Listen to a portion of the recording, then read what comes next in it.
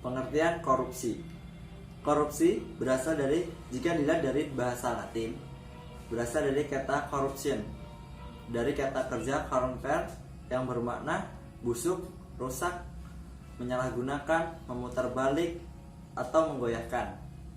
Adalah tindakan para pejabat publik, baik politikus maupun pegawai negeri, serta pihak lain yang ikut dalam tindakan itu secara tidak wajar dan tidak legal menyalahgunakan kewenangan kepercayaan publik dengan guna mendapatkan keuntungan sepihak.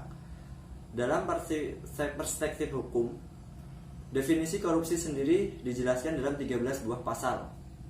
Salah satunya yaitu Undang-Undang Nomor 31 Tahun 1999 tentang pemberantasan tindakan pidana korupsi. Yang termasuk dalam tindakan pidana korupsi adalah setiap orang yang dikategorikan melawan hukum, memperkaya diri sendiri, atau menguntungkan diri sendiri, atau pihak lain, atau orang lain, menyalahgunakan kewenangan maupun kesempatan atau sarana yang diberikan kepadanya yang dapat merugikan keuangan negara maupun perekonomian negara. Adapun definisi korupsi menurut beberapa ahli, salah satunya dari Kartono tahun 1983. Menurut beliau, korupsi adalah tingkah laku individu yang melanggar hukum atau menyalahgunakan wewenang demi mengeruk keuntungan pribadi yang dapat merugikan kepentingan umum dan negara. Dari definisi-definisi korupsi tadi dapat saya simpulkan bahwa pengertian korupsi adalah setiap tindakan yang melanggar hukum dengan cara memperkaya diri sendiri atau orang lain melalui penyalahgunaan kewenangan maupun jabatan. Perkenalkan, saya Sidi Kurniawan. Di sini saya akan melanjutkan presentasi dari Iskandar Zikrullah. 2. Akibat yang ditimbulkan akibat korupsi di Indonesia. Korupsi adalah suatu perbuatan melanggar hukum dari kepentingan pribadi atau suatu kelompok dengan jalan memperkaya diri. 1. Akibat korupsi terhadap masyarakat, politik, dan ekonomi. A. Akibat korupsi terhadap masyarakat. Jika di masyarakat merajalela dan menjadi makanan sehari-hari, maka akibatnya akan menjadikan masyarakat tersebut sebagai masyarakat yang kacau, tidak asa sistem sosial yang dapat berlaku dengan baik. Setiap individu dalam masyarakat hanya akan mementingkan diri sendiri. B. Akibat korupsi terhadap politik. Kekuatan yang digunakan dengan korupsi akan menghasilkan pemerintah yang tidak adil di mata masyarakat. C. Akibat korupsi terhadap ekonomi. Suatu korupsi dapat merusak perkembangan suatu bangsa. Jika suatu proyek ekonomi diasumsi oleh unsur-unsur korupsi, maka perkembangan ekonomi yang diharapkan dari proyek tersebut tidak akan tercapai. 2. Akibat korupsi terhadap nilai Pancasila. Berikut adalah dampak yang ditimbulkan oleh korupsi terhadap sila-sila yang ada di dalam Pancasila. 1. Ketuhanan yang Maha Esa. Dengan melakukan korupsi berarti sudah melanggar sila pertama, karena dalam menjalankan suatu pekerjaan harus selalu mengingat kekuasaan yang lebih besar, yaitu Tuhan yang Maha Esa. 2. Kemanusiaan yang adil dan beradab. Korupsi sudah pasti melanggar sila yang kedua, karena korupsi lebih mementingkan diri sendiri daripada kepentingan umum atau orang lain. 3. Persatuan Indonesia. Persatuan yang sudah terbentuk di Indonesia sejak lama dapat terpecah belah oleh korupsi. 4. Kerakyatan yang dipimpin oleh hikmat kebijaksanaan dalam permusyawaratan dan perwakilan.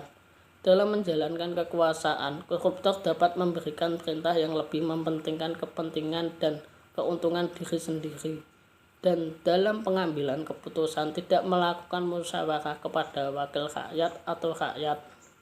5. Keadilan sosial bagi seluruh rakyat Indonesia. Korupsi yang dilakukan oleh pejabat sangat berdampak pada kehidupan sosial rakyat Indonesia. Misalnya, korupsi membuat kualitas pendidikan menurun karena dana yang seharusnya digunakan perbaikan kualitas pendidikan dan kesehatan dikorupsi oleh pejabat-pejabat untuk kepentingan diri sendiri.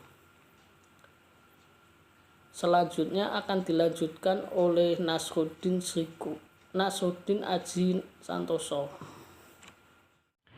Di sini saya akan melanjutkan presentasi dari Yedi Kurniawan. 3. Pembentukan lembaga anti korupsi. Salah satu cara untuk memberantas korupsi adalah dengan membentuk lembaga yang independen yang khusus menangani korupsi.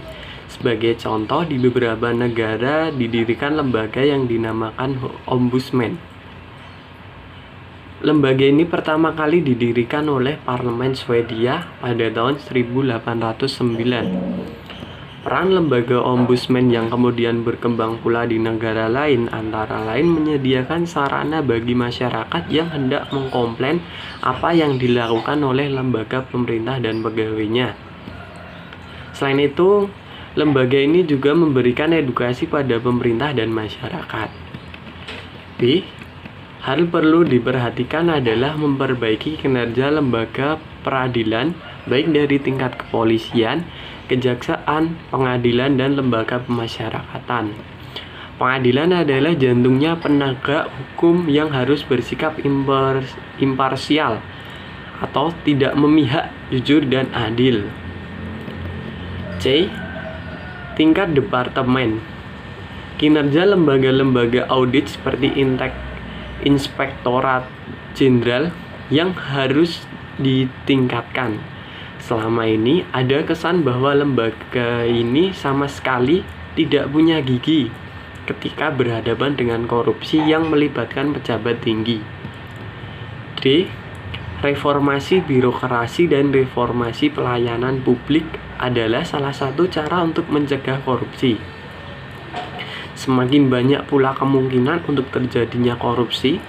Salah satu cara untuk menghindari praktek suap menyuap dalam rangka pelayanan publik adalah dengan mengumumkan secara resmi biaya yang harus dikeluarkan oleh seseorang untuk mengurus suatu hal, seperti mengurus paspor, mengurus SIM. E. Salah satu hal yang cukup krusial untuk mengurangi resiko korupsi adalah dengan memperbaiki dan memantau kinerja pemerintah daerah. F. Ternyata korupsi juga banyak dilakukan oleh anggota parlemen, baik dari pusat, DPR, maupun di daerah, DPRD. Alih-alih menjadi wakil rakyat dan berjuang untuk kepentingan rakyat, anggota parlemen justru melakukan berbagai macam korupsi yang dibungkus dengan rapi. Daftar anggota DPR dan DPRD yang terbukti melakukan korupsi menambah panjang daftar korupsi di Indonesia. Untuk itu, kita perlu berhati-hati ketika mencoblos atau mencontreng pada saat pemilihan umum. Jangan asal memilih, pilihlah wakil rakyat yang punya integritas. Dan presentasi selanjutnya akan dibacakan oleh Robi Majid. Perkenalkan, nama saya Robi. Selanjutnya saya akan melanjutkan presentasi dari kelompok kami. Nomor 4. Upaya pemerintah dalam memberantas korupsi. Upaya pemerintah dalam memberantas korupsi terdiri dari 3 upaya. Yang pertama, upaya pencegahan. Yang kedua, upaya penindakan. Dan yang terakhir, upaya edukasi. Yang pertama, upaya pencegahan. Upaya pencegahan dilakukan oleh pemerintah berdasarkan nilai-nilai dari Pancasila, agar dalam tindakan pencegahannya tidak bertentangan dengan nilai-nilai Pancasila itu sendiri. Yang kedua, upaya penindakan. Dalam pelaksanaan upaya penindakan korupsi, pemerintah dibantu oleh sebuah lembaga independen pemberantasan korupsi, yaitu KPK.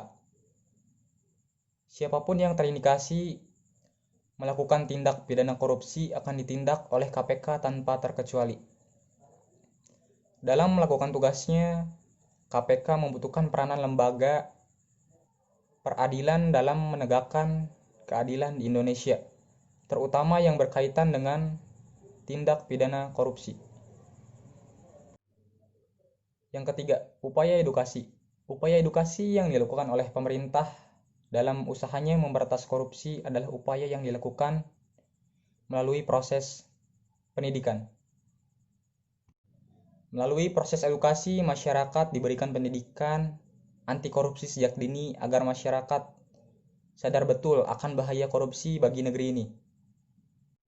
Upaya edukasi yang dilakukan oleh pemerintah juga termasuk sebagai upaya membangun karakter bangsa di era globalisasi untuk memberantas pertumbuhan budaya korupsi yang dapat merugikan kehidupan bermasyarakat dan bernegara. Terima kasih.